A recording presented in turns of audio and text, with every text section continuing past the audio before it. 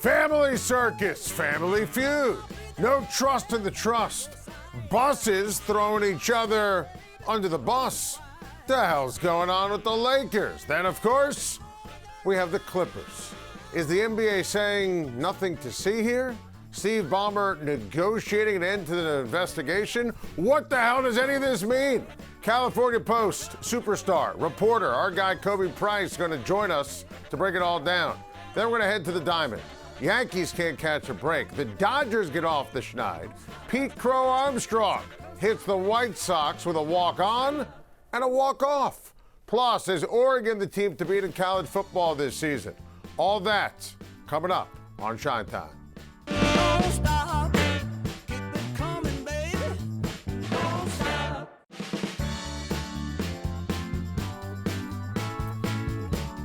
Hollywood is known for drama. The Lakers no stranger to it.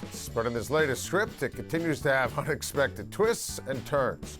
Mark Walter, who purchased the majority ownership of the Lakers from the Buss family last year for a record valuation of $10 billion, last week agreed to sell his stakes in the Lakers to Bob Iger and Josh Kushner at a historic valuation of $12.5 billion. Now, ESPN first reported on Monday that the Buss siblings voted to sell the family's remaining 17.8% ownership of the Lakers to Iger and Kushner. Well, not so fast.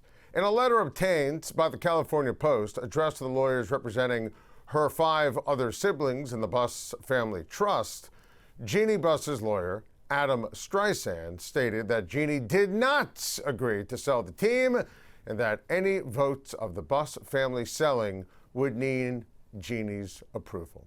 So what does this mean when it comes to the future of the Lakers? Well, first and foremost, there's a lot here. And I want to start with this. I feel terrible for the Laker fan. The Lakers forever, a signature franchise in Los Angeles, in the NBA, in all of sports. It's an iconic, mesmerizing, legendary brand. And now we have Showtime is an absolute chaotic disaster and mess. It is completely unfair to the Lakers fans. You think about the Buss family and Dr. Jeanie Buss, and you knew who he was and what he represented. And obviously, you think about Dr. Buss and you think about the Showtime Lakers and the Lakers girls and everything that was about the glitz and the glamour and the winning ways of the LA Lakers and Pat Riley and Magic Johnson and Kareem and James Worthy and then Jerry West bringing in Kobe and Shaq and everything that transpired. And then, of course, Jeanie Buss takes over. And she had to wrestle the team away, and this matters here, from her, and I'll say it, dopey, inept brothers who were completely clueless and an embarrassment to professional sports and to their father's great name. And in 2017, Jeanie had to have a coup, if you will, and take the team away from the Buss brothers and the rest of the Buss siblings because they were completely inept and had no idea what they were doing. And that's important here as it brings us to the day's events from yesterday, because clearly the other Buss siblings are out for revenge and want to sell their remaining shares, the 17.8%, because even with the sale, and whether it's the Buss family to Walter and Walter to Iger and Kushner, Jeanie going to remain as the governor of the Lakers through 2030. And that was part of the deal. But now, with Mark Walter being investigated here, and this is kind of a big deal, and he sells poof out of nowhere to Iger and Kushner last week in the middle of the night, you know, now you have everything up in arms and chaos, and you have no idea what's going to happen next. And you have the Buss family going to have to fight and battle in court, and, you know, right now you're going to have new owners with Kushner, with Iger, And Walter, who's being investigated, also going to he's going to have to sell his shares in Chelsea, also owns the Dodgers. We're talking about potential tax fraud when it comes to Walter. I mean, it's crazy. It felt like a year ago, this team, Lakers ownership, headed in the right direction. So, look, it's just the wrong time. There's no good time for this, right? And obviously, again, I don't want to sit here and turn Dr. Buss into someone that he was or was not. You knew the good, you knew the bad. You know, it was a mom and pop operation. You knew everything about Dr. Buss, and he was obviously revered by Lakers fans, cherished by Lakers fans forever. Now, there's a spot in a situation. LeBron leaves. I think the Lakers did better in terms of their roster around Luka Doncic. You know I love that Kessler move and the ensuing 3-4 other signature moves for the Lakers in this offseason. But now, ownership issues. And you're going to have distractions. And you're going to have questions about Rob Pelinka and J.J. Redick. And Luka Doncic has to be looking sideways at the situation. And I want to stress again, because this sale last week came out of thin air, right? I mean, you had Iger and Kushner. They were rumored and attached to the Vegas NBA expansion team. There was no smoke. There was no buzz. There was nothing around the Lakers even being up for sale. Then, bam, you see what transpired. So now, if you're a Laker fan, you're kind of looking sideways. All right, you get over the shock. You get over the awe of last week, everything that transpired. Jeanie will still be there. And then, bam, everything that happened yesterday adds to this, which means when Rob Pelinka talks to the press and, training camp hits, it's not going to be about, signing Kessler to that contract. It's not going to be about, who's in, who's out in life for the Lakers post-LeBron. It's going to be about this, about ownership. And J.J. Redick's going to be answering questions. And Luka Doncic is going to be answering questions. And the Lakers, who have to deal with enough on a daily basis in that media market, which is obviously it's all Lakers all the time, and it's a signature franchise, it's signature players on the team. This is not what the Lakers need. This is not what the fans need. Because this, if you have followed the Buss kids, you understand this is not going away. I mean, you have the blind leading the ignorant, leading the asinine. That's what's going on here. So it's a lot of he said, she said right now. They're going to fight in court when the Lakers should be fighting on the courts to make sure that they get home playoff games in 2026, 2027. So buckle up. I feel terrible for the Lakers fans because you guys understand history, tradition, what it means for the purple and gold and representing Los Angeles and what Showtime Lakers and the Buss family Lakers all about. There was a moment, obviously, where Mark Walter and his Lakers, you felt like because of the Dodgers, this was going to be a great vision for the future. Now, tax fraud allegations, and the feds are looking into it, the sale. And by the way, I think Iger and Kushner could be fantastic owners. Let me say that for the record. I think there is a real chance that this ownership group could eventually be outstanding. But it is interesting when Bob Iger had the world exclusive with our guy Khobi Price from the California Post, and he referenced in terms of Jeanie Buss, quote unquote, if things change. Let's see if they change. And he was, talking and giving Khobi the exclusive on everything going on with Jeanie and whether or not the Buss family and Jeanie was going to stay in her role. And it was one little line, and we'll talk to Khobi about this, if things change. Well, it's officially all changed. Chaos, nightmare, just as bad as it gets from a Laker perspective. Buckle up, because who the hell knows what's going to happen next when it comes to ownership in L.A. Meanwhile, in Clipperland, ESPN yesterday reported that the NBA has found no evidence showing that L.A. Clippers owner Steve Ballmer funneled money through the team sponsors to pay Kawhi Leonard in order to circumvent the salary cap. This is in contrast to the lengthy reporting that our guy Pablo Torre has done on this story. Pablo Torre shared his thoughts on the latest in this saga. I want to introduce another line from this article that people I don't think are making enough of a deal about. And it's this, quote, "In recent days, both sides have been negotiating a resolution to the investigation, end quote. And I say this just because this is typically not how investigations work, whether in the criminal justice system or in journalism, right? The subject of the investigation does not get to negotiate with the group that is doing the investigating what the outcome is and what really happened here. But in this case, Steve Ballmer, the richest owner in American sports, has been negotiating a resolution to the investigation behind the scenes, according now to ESPN. So this is a complete and utter disaster as well.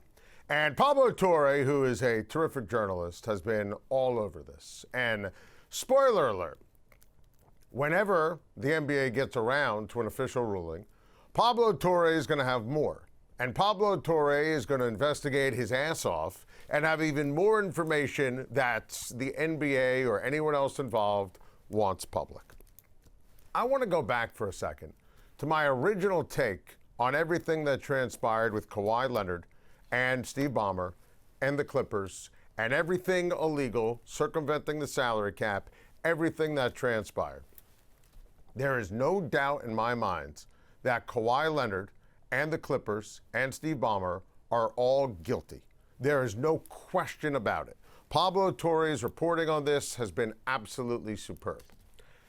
The second the Clippers and the Raptors consummated the trade that is now on hold, that should have been the end of this story. And when I say the end, that means at that moment, the NBA had a get out of jail card. Even if Pablo Torre was going to continue to investigate, it was over. The Clippers don't need to be punished. You want to take away a draft pick, let other teams know you can't do this, fine. You can't fine Steve Ballmer because he'll just pay it. It's, money you find in your couch cushions, right? You don't need to fine him. Not every investigation is kosher. You could take a look at, I'll give you a couple of quick examples. Spygate, NFL, eradicating tapes. People will feel good, bad, and different about that. It was what it was. It is what it is. We could talk about the Astros cheating scandal in Major League Baseball. I have monster issues with Rob Manfred, how he handled that. Was what it was, is what it is. And it was a poor ruling, and it happened, and he let everything, Manfred, Goodell with Spygate, they were decisive, had a ruling, and if the court of public opinion wanted to yell and scream and bitch and moan and go to social media, so be it. Adam Silver messed up by letting this thing linger because the Clippers already lost. They signed Kawhi Leonard. They had to trade for Paul George. They gave the Oklahoma City Thunder a dynasty with SGA and all those picks, and the Clippers remained the biggest punchline in LA, in the NBA, in sports. An irrelevant, unmitigated disaster. The biggest gift of all, and Adam Silver decided to punch a gift horse in the mouth, which is not exactly the right way to handle it. When Kawhi goes back to Toronto, it's over. Just say you investigated, and you have, casually, let's be honest here, and you can't find any evidence, and I support ESPN in their reporting from yesterday. NBA releasing that statement was a pathetic joke, an absolute disgrace. Adam Silver embarrassed himself. You needed to rule something and just say you had nothing because Kawhi was leaving Los Angeles. Let Pablo Torre do all the podcasts, all the reporting in the world. It's over. Kawhi Leonard is not going to be welcome back in LA. He's going to Toronto. Should have never left in the first place. Instead, now we're waiting. I mean, I feel bad for, seriously, Kawhi, Grady Dick, any other player who was involved in that trade. I feel bad for the Raptors. The general manager, the coach, a great young core. Anyone who's trying to sell tickets in that sales department. Parents in Toronto who want to know if they can buy tickets for this upcoming season, want to know if they can buy their kids a Kawhi Leonard jersey. It's embarrassing. Look, I say this as a Knicks fan. If Kawhi Leonard is on the Toronto Raptors, they are absolutely a threat to beat the Knicks, to beat LeBron James and the Philadelphia 76ers, and win the Eastern Conference and potentially win a championship. We are talking about a sensational ball player, someone who's already won in Toronto, and obviously coming off of a terrific, terrific season. And you look at Kawhi last year, he was remarkable.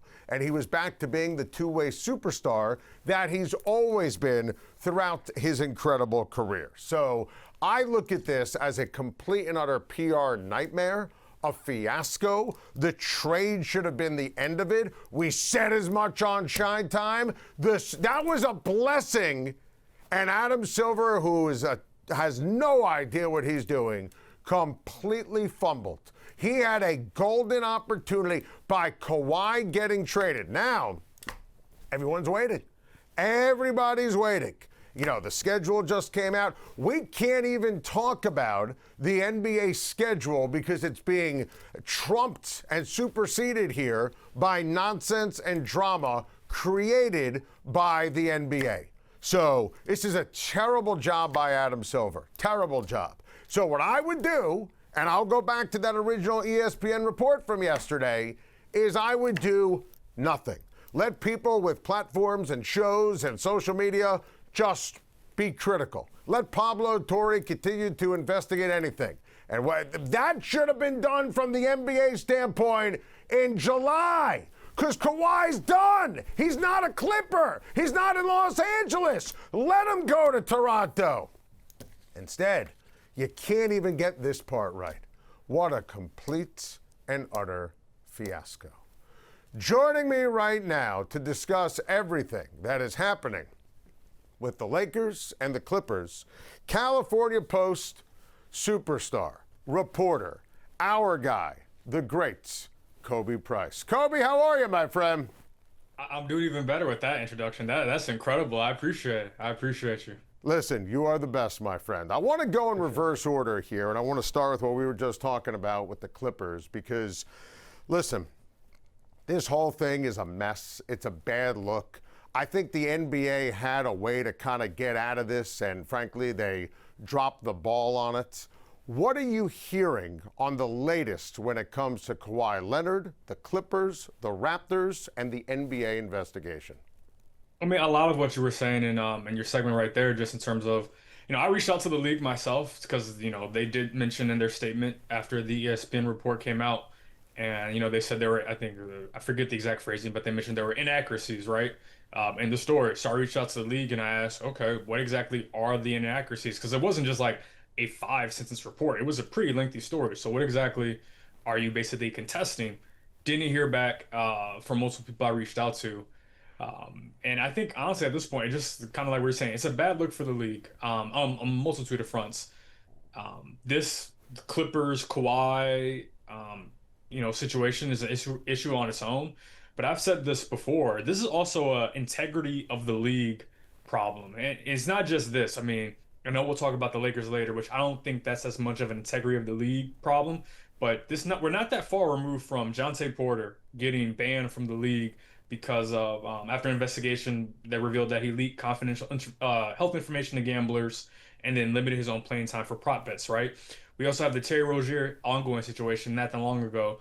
These are situations that are, again, compromising the league's integrity. And that's the most important thing that one of the most important things that the league can have. Because if the league doesn't have the trust of the public, of the fans, of stakeholders, then what do you truly have? So at least as of right now, I mean, again, the ESPN report came out. It is what it is. Obviously, the investigation. The other troubling part about the right now is the investigation ongoing or is it closed? The league's coming out and making statements, but why? And even to your point about, I think you had Pablo Torre, the clip from him. Where are they at in terms of the investigation? Adam Silver spoke in Las Vegas during Summer League. He made it sound like this could go on for a little while, but how are you able to say, there's what's going to come out of the investigation if certain determinations haven't been made? So that's also confusing a little bit. Maybe I'm misunderstanding, and I'll take that, but there has been a troubling communication gap from the league. It's almost like at a certain point they should just say, "Hey, we're not going to comment on it regardless until everything's done, or we Yeah. will comment on it in the form of sanctions or non-sanctions. We'll comment on it at the end." They're commenting, or there's things being said during the process, which to me is troublesome as well Yeah, and Khobi, confusing. I think you nailed it. And it didn't have to be this chaotic and this confusing. And, you know, the league basically had a mulligan with the trade, and they should have ruled right then and there, even before Summer League started, because the minute Adam Silver starts talking, then things get really out of control. I want to go to the Lakers. And, you know, first and foremost, let's go back to last week. Did you see this original sale coming? Because I was absolutely blindsided by it. Take us through your reaction, what you heard, what ultimately you were able to unearth after the sale with Iger, Kushner, Walter.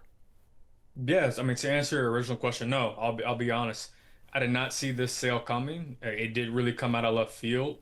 And I think, speaking with Bob Iger specifically, it makes a lot of sense. This was something that, Bob Iger and Josh Kushner, for people who don't know, they were pursuing the potential Las Vegas, the NBA's potential expansion to Las Vegas.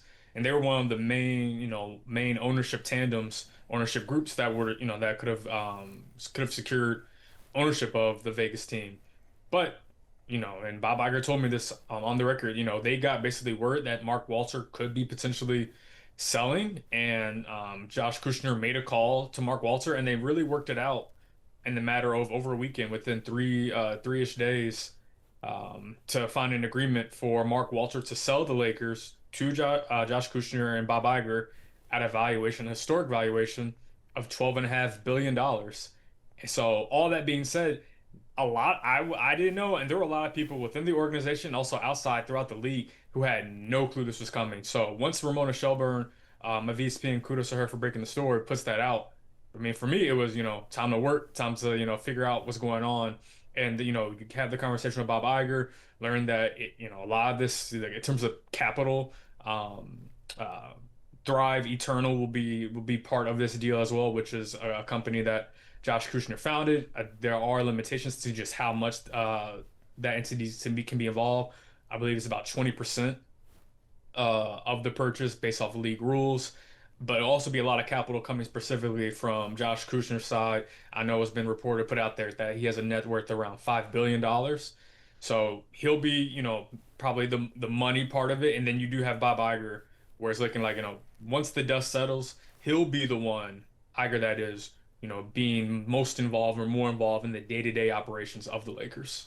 So your reporting is great, and you're right. The Godfather offer with Iger and Kushner, and they were reported to be in the mix for the Vegas expansion team, and they made an offer to Walter that he couldn't refuse. So you had that world exclusive, you reference it, with Bob Iger. We've talked about it on the show, and you asked him a great question. And it's even better of a question and answer now that we know what's going on with Jeanie and her siblings, about Jeanie staying in her role.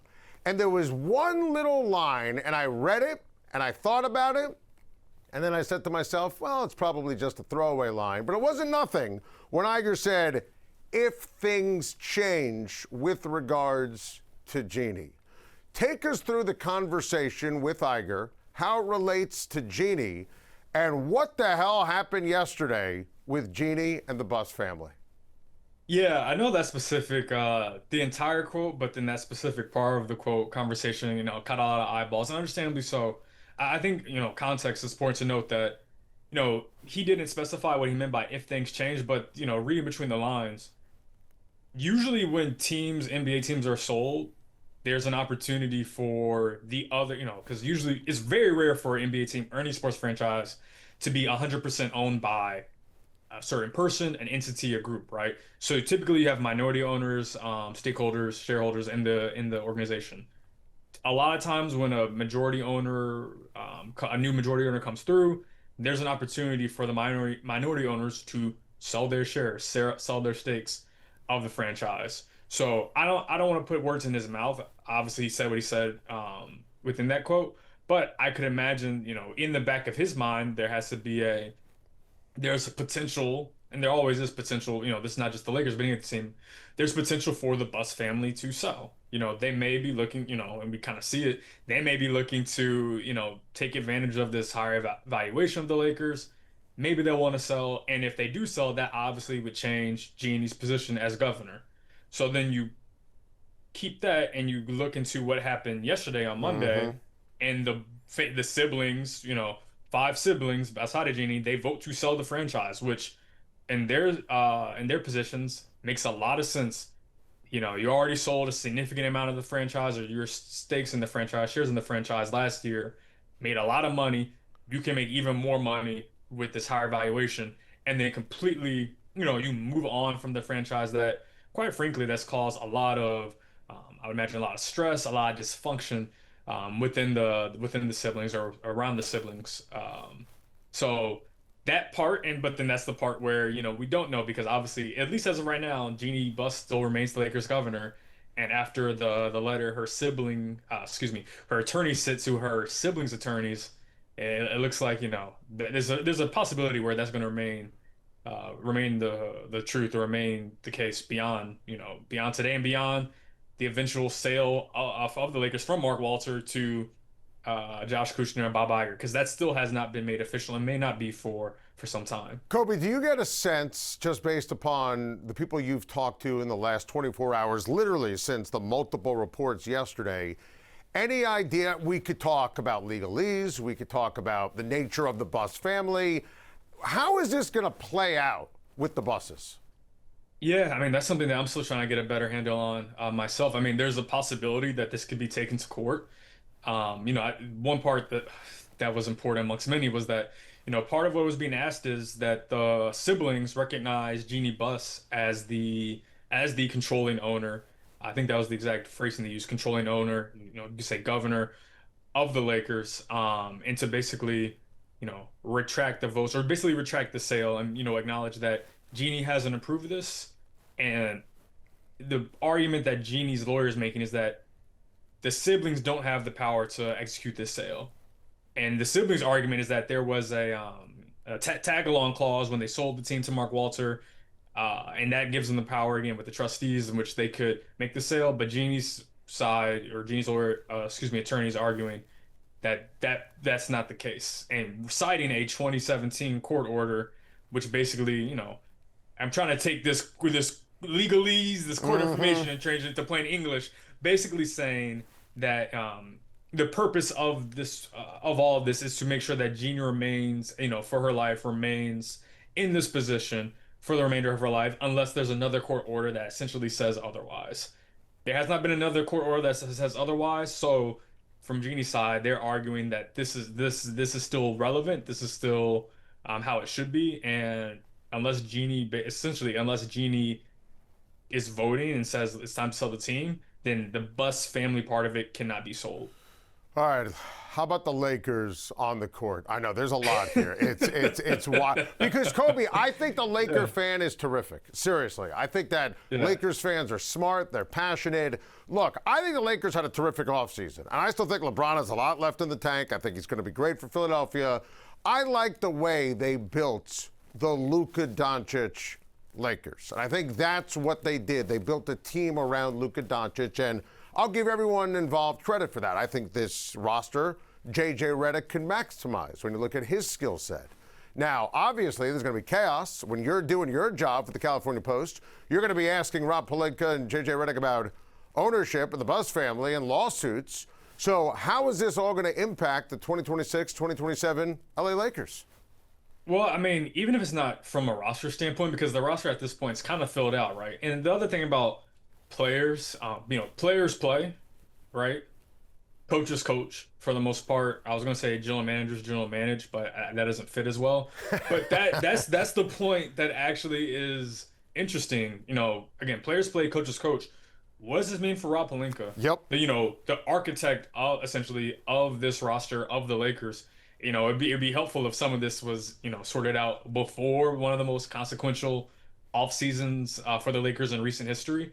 But at least from an on-court standpoint, I mean, the roster seems kind of where it is right now. They have to let go of one player, before the regular season starts, that's not that stressful. That will kind of take care of itself.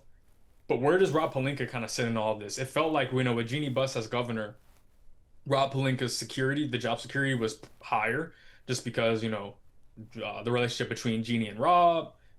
Jeanie has empowered Rob over the course of basically almost a decade since originally hiring him. As in his role under Magic Johnson, I think that was in 2017. Like that relationship has grown. Obviously, they go way back, back when he was Kobe Bryant's agent, a longtime agent. So that's the impact that could be more felt. And then even beyond the actual on-court product, because it was interesting enough, is that what's today, August 18th. The Laker players, they're going to be going out to Slovenia, very shortly. I'm saying maybe some of them have left for the Luka Doncic sponsored mini camp out in Slovenia. So I'm sure that will be a fun time out. Which could be a fly on the wall for some of those conversations. But there's a lot going on. But I feel, you mentioned Laker fans, a lot, Laker employees, not the ones we're talking about, like the Rob Pelinkas and the guys at the top. But like the day-to-day employees, the people who just got hired by Mark Walter, like people who they've had significant layoffs over the last basically year, and there are a lot of people still there who saw their bosses get let go or their friends get let go. People they've bonded with and worked with for a while get let go. What does this mean for them? People are kind of the way that I would just kind of describe it, to kind of put this in a bow. The Lakers are kind of in a holding pattern right now. Not from a roster standpoint, the roster is kind of figured out. But just a holding pattern in terms of what does the basketball operations look like in August 2027? What does the business side look like in August 2027? What does the ownership split look like in August 2027? I'm just basically saying a year from now. The roster will kind of sort itself out. It's sorted out at least right now and for the foreseeable future. But there are like day-to-day people, day-to-day operations that are kind of in a holding pattern. And until this ownership situation gets resolved, till this governorship with Jeanie Buss gets resolved, I don't see that changing. Khobi, you're the best. Keep up the unbelievable work, my friend. We will keep reading and following on the California Post, and we'll talk to you again real soon. No, appreciate you. Our guy, the great Khobi Price. Coming up on Schein Time, start spreading the news. The bad news always seems to follow the good for my New York Yankees. Out west, the Dodgers get a much-needed win, but two of their big money acquisitions continue to struggle. And Pete Crow-Armstrong makes baseball history against the Cubs' crosstown rival. To the diamond, next on Schein Time. This is going to be the first time we're going to see you, Cole, and Fried all healthy in the rotation at the same time once you get back. How exciting of a development is that? I mean, that's great. It'd be nice to have us all pitch together finally, and those guys are tremendous and they've been great. So whenever my name gets called, I'm ready, and it'll be good to be back. Where do you think this rotation stacks up against the rest of baseball with all you guys in there? Yeah, it's pretty good. I'm very confident in our guys, and it's up there for sure. I mean, it sure would have been nice to have them all pitch together. Wouldn't it have been? That was Yankee starter Carlos Rodon. Great news. Going to return to the rotation and pitch for the Yankee side of Baltimore. Unfortunately, the gang's not all here, because after it was announced that Rodon was going to be the starter tonight and come back to the bigs, Max Fried no longer in that rotation. On the injured list again because of that bone bruise in his left elbow. Are you kidding me? This is the same injury to Fried from earlier this season when he missed about 2 months. He came back. He's made 5 starts, ERA under 2. Pitched well last week, didn't have any run support. He pitched well against Seattle. And now this? Damn! This really pisses me off because I was like Carlos Rodon. I was excited to see it. The Yankees are a mess on offense. The American League stinks, and the Yankee pitching when everyone's healthy is elite. Like, it's not hyperbole to say Yankees 1 through 4 is the best in baseball when everybody's healthy. The fact that they can't even have a day where they're all healthy together, man, that's not good. Now, it sounds like Fried will be back at some point before the playoffs, but it does make me nervous, obviously, that it's the same injury. I'm enthused to see Rodon. I'm thrilled that he's going to be on the bump tonight for the Yankees, going up against the Baltimore Orioles. But, man, I just need Schlittler and Rodon and Cole and Fried all together because the Yankees can't hit. And the Yankees won on Sunday, and I give the Yankees credit, after Ben Rice had that awful error in the ninth, and you saw Ben Rice hit that home run and redeem himself in extra innings. You felt like hopefully the Yankees, good things could happen. Yankees scored 6 runs in 3 games. 6 runs in 3 games against the Blue Jays and lost that series. I want you to look at the nuggets of futility for the Yankees on offense ever since Aaron Judge went on the injured list. This is about as bad as it gets. No Judge, no execution. Yankees offensive ranks since June 2nd are flat out offensive. I mean, look at this. OPS, average, on-base percentage, slugging percentage, runs per game, all bottom of the barrel.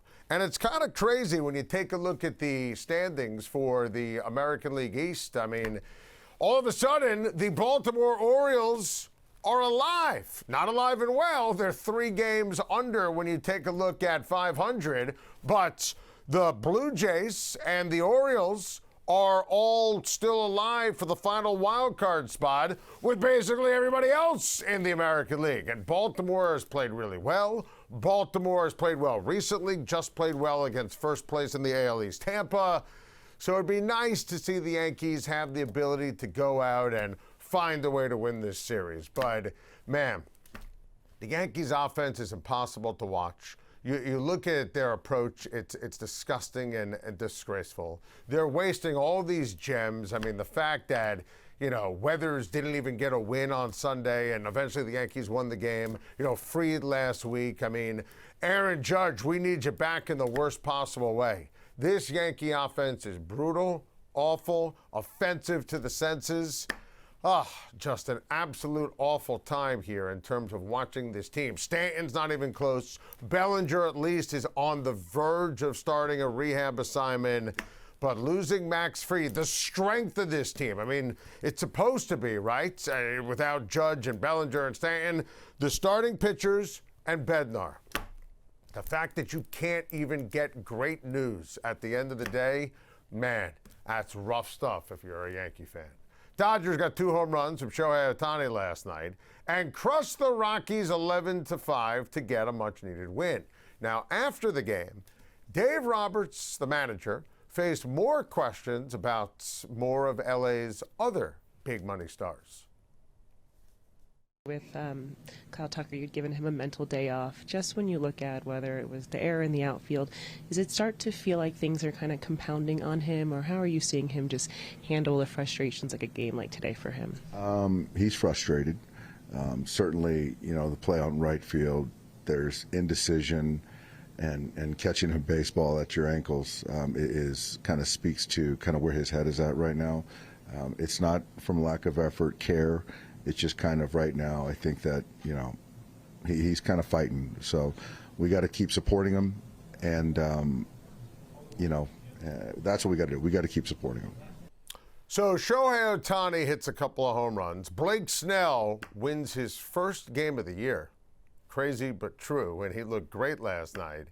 But no Dodger fan is celebrating anything, or is this happy, happy, joy, joy, because Kyle Tucker and Edwin Diaz continue to just absolutely look atrocious.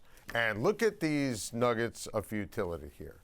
Kyle Tucker was 0 for 5 last night. He's 0 for 24 over his last 7 games. Kyle Tucker didn't get a hit in the Monster Series against Milwaukee, and the amazing Dodgers fans were rightly booing him. Edwin Diaz was in mop-up duty last night. Just get him some work. And he allowed 3 runs. It wasn't even a save situation. His ERA on the season is 12. That is a complete and utter disaster. The Tucker one, to me, is the biggest deal, though, because you heard Dave Roberts talk about it. He can't hit. He also can't field. And he is completely clueless at the plate. He's just a liability on defense. Go back to the Cubs series when they got swept after they got swept by the Red Sox a couple of weeks ago, and he botched that ball that Bregman hit in the outfield, and that led to a run. And now you see Kyle Tucker, he dropped the fly ball in the Milwaukee series, and he didn't know what the hell was going on last night and dropped the fly ball. Didn't know if he should go in, go out, if he should turn his glove this palm up, palm down, catch it on. He was all over the map. And Edwin Diaz, listen, I don't want to see Timmy. I don't want to see the trumpet. I don't want to hear the damn song. This is a complete and utter mess if you're a fan of the Dodgers. So even when the Dodgers win, and they needed a win, 11-5, and again, this is a sub-500 baseball team since July 1st. Sub-500 baseball team, a bad baseball team. Even in a win where Ohtani does his thing, Blake Snell inspires, and you can start thinking about Snell pitching now in October baseball. Tucker and Diaz just kind of, you watch these guys perform on the heels of the offseason. And by the way, my hands up. I was obsessed with both these moves for the Dodgers. I was wrong. They were wrong. And right now, you can't find any reasons to trust either one of these guys. Seriously, I know what Diaz did with the Mets, and it was brilliant, and it was breathtaking. Kyle Tucker is a five-tool player. Right now, he has no tools. No feel, no clue, atrocious in any way. He is a very expensive hood ornament and liability.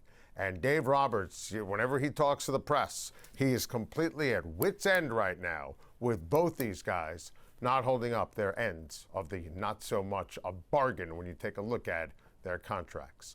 Kyle Tucker's former teammate, our guy Pete Crow-Armstrong, having the opposite kind of season. Last night, how about this? Started the game against the White Sox. First pitch he saw from Luis Castillo, hit his fifth leadoff home run of the season. And then ended it with his first ever walk-off home run in the big leagues. No, that was fun. That was my first career walk-off homer. So that's fun to note. But no, Nico ties it up for us, or he doesn't tie it up for us, and I don't get that chance. So how about that? PCA with a walk-on and a walk-off. I mean, and the show, we've been ahead of the curve on PCA over Shohei Ohtani for the NL MVP. We made this point that you can't spell MVP without PCA in the middle of July. And Ohtani's not pitching, so you can't say that he's the MVP. So you look at what he did yesterday. By the way, White Sox Cubs, as entertaining a game as you could have, and the Chicago energy last night was awesome.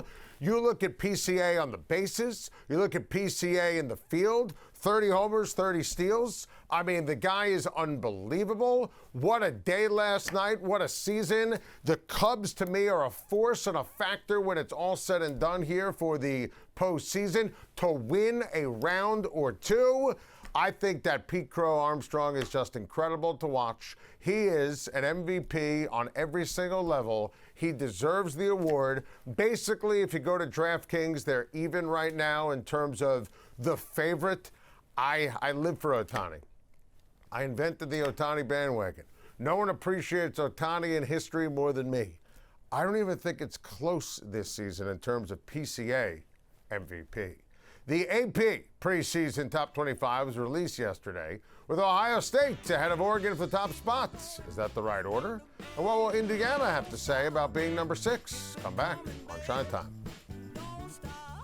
Welcome back to Schein Time. The Ohio State Buckeyes atop the AP preseason top 25 release yesterday, followed by Oregon, Georgia, Notre Dame, and Texas. Defending champion Indiana is at 6, followed by the team that they beat for the title, the Miami Hurricanes.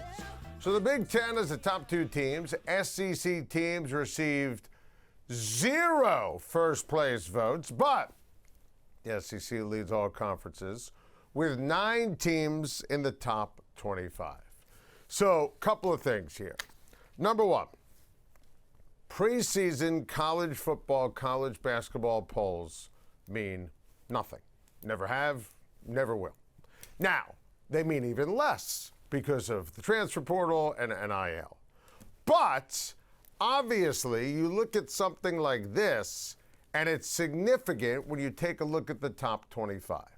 Because when you look at it, I think Oregon is the best team in the country. I think Ohio State is loaded. I think that Texas and Notre Dame, phenomenal. If I was doing a ranking, and we'll lock in our teams and our playoff teams when we make all our picks officially as we get closer to the start of the season, I would rank it Oregon number 1, followed by Texas, Ohio State, Notre Dame. I think LSU is a little low. I think that Lane Kiffin, say what you want about him, hell of a coach. And I think Lane Kiffin, with his new handpicked quarterback at LSU, I think that it's going to be a terrific, terrific marriage. I think Alabama's too high. I think Alabama's going to be a disaster this year. I think, frankly, Lane Kiffin's too low at 11. I think that Ole Miss should be higher, his former team. You know, still got to remember they have an incredible college quarterback who can certainly navigate the choppy waters here of the SEC. Indiana fascinates the hell out of me because, listen, Mendoza's no longer on the team. Cooper's no longer on the team. They're coming off of one of the great single seasons and out of the blue seasons in the history of college football. Cignetti's a genius. I don't believe that Indiana is going to be an elite great team. But I also know that you can't put anything past Cignetti because he is just sensational when you take a look at X's and O's and bringing guys together, and he's got a coaching staff who's been together for a long time. But I'll tell you my favorite team in college football, and I want to stress this, Oregon. And Oregon has a tough schedule, but all these teams have to play Oregon. And I am planning on picking Oregon to win a championship. And the case for Oregon, listen, if you're looking for a team to back this year, you better have your ducks in a row. Dante Moore is an absolute stud. And I give him so much credit for realizing that it's smart for him, for the present, for the future, go back to school, play, get the experience, and then go to the NFL draft. This wasn't about Dante Moore avoiding the Jets. He wasn't ready. He just wasn't ready to be a pro. He is ready, and he had an unbelievable completion percentage last year. He is ready to be one of the signature quarterbacks, if not the best quarterback in all of college football this season. I think Dan Lanning, superb. All he does is win. Now, he's got to win the biggest games, right? That's a fair conversation of someone who loves Dan Lanning. But that record, that winning percentage is off the charts. You take a look at the fact that they are returning dudes on defense, guys who you're familiar with, especially on the defensive line and the defensive backfield. You feel great about what you know about that defense for Oregon. So I believe that Oregon is the favorite for college football. When you look at that top 25, I count, and this is the beauty here of college football and where it is right now, 10 to 12 teams that could legitimately win a championship. Like if Miami won a title, I wouldn't be surprised. If Georgia won a title, I wouldn't be surprised. We obviously give love to Notre Dame and to Texas. Sark's got to make sure he gets it done. You know, you can make the case, I would, that you look at Texas, they are the most talented team in the country. I think Texas, 1 through 53, they're the best team in college football. Sark needs to prove that he can handle success and expectations and prosperity. But I think college football, my enthusiasm for it, it's off the charts. I think Jeremiah Smith is going to be the Heisman Trophy winner. I think that Artie the one-man party, Arthur Smith, is going to help Ryan Day on offense. I think Julian Sands is going to have an outstanding season. I can't wait for the college football season. But wait, there's more. Although I'm a young player, you know, I think that I'm poised, and I don't feel like I get really flustered from maybe big games and big moments and stuff like that. You know, I still made some mistakes out there, and being able to learn from those and respond from those quickly and have my teammates kind of have my back whenever those did happen. That was good to see. Josh and Tip and Garrett and AD, man, and Brees, like just the way that they kind of encouraged me pregame, in between drives, during the game, during drives. That filled me with a lot of confidence. Man, if you're a Jets fan, you gotta love that. That was Cade Klubnik, the Jets rookie fourth rounder, who got the start to their first preseason game this past weekend, and he looked the part. I loved what I saw from Cade Klubnik. I loved him at Clemson. Now, I was wrong on Cade and Clemson last season. I want to say that for the record and honesty and full disclosure. But he wasn't 100%. The Clemson situation was a mess last year. And I love Muji taking him in the fourth round, 110 overall in the 2026 draft for a couple of reasons. Number one, backup quarterback is a very important position in the NFL. And the Jets have a young backup quarterback who I believe unequivocally could be a starter. And you have to remember the Jets have 3 first-round picks. 3 first-round picks in the 2027 draft. Now, a year ago, no one was talking about Fernando Mendoza as the number 1 overall pick, and he became unequivocally the guy, and I think he's going to be a phenomenal pro. So we got to see what happens. I think, Dante Moore could be phenomenal. I think Arch Manning could be phenomenal, among others. Geno Smith will be the Jets starting quarterback, and he should be. Love Geno Smith coming back to the Jets. But if Geno doesn't play well, or if he gets hurt, or if the Jets lose games, Cade's going to play. And if he plays well, then it gives the Jets options for doing different things when it comes to the 2027 draft. So this was energizing because I do think there's a real, first of all, Klubnik's going to end up starting games this year. We'll find out how many based upon wins and losses and circumstances. Remember my big prediction for the Jets this year. They're going to start 2-0, beat Tennessee, beat Green Bay. So I think the Jets are in position to get off to a really good start. But Cade Klubnik, I raved about that pick. I thought that was a genius move. And to see him, it's preseason. You're not going to go nuts, not going to overreact. But to see him play with the starters, play well, show that he's got moxie and makes every single throw. Yes, Jets fans should be excited about Klubnik and who he is and what he represents. And the intelligence from the organization. Backup quarterback is an important position. Developing someone who can be your starter, genius. Absolute genius here by the Jets. When was the last time you said that? Meanwhile, Ken Green avoided disastrous news on the injury front. Breece Hall is expected to be ready for Week 1 despite suffering a groin injury in practice on Monday. This counts as really good news. Breece Hall is one of the best running backs in the NFL. When we did our Schein 9 ranking the running backs, we put him for 2026 8th on our list. And honestly, that might have even been too low. I think Breece Hall is tough and speedy, physical, and I'm a big fan. Also, doesn't need to practice or play the rest of the preseason. Put him in bubble wrap. Get him ready for Robert Saleh and the Tennessee Titans in week number 1. This is terrific news for the New York Jets and for my guy, Breece Hall. Speaking of running backs, the Giants made a move today. Veteran running back Najee Harris, 1-year deal. I absolutely love Najee Harris joining the New York Football Giants. I'm a big Najee Harris fan. Loved him in college, loved him in Pittsburgh, loved him with the Chargers, and I love him in a backfield that has Cam Scatterbo, Tyrone Tracy, and Devin Singletary. And I think that when you look at what happened with Jackson Dart over the weekend, and you saw Tracy just completely whiff on the block, you know what? This is John Harbaugh. This is John Harbaugh letting everyone in that room know, if you can't block, you might not even make the team. Now, Harris, needs to make sure that he's 100% healthy and he's ready to go. But all signs and indications are that that is absolutely positively going to be the case. I also think it's a message to Cam Scatterbo.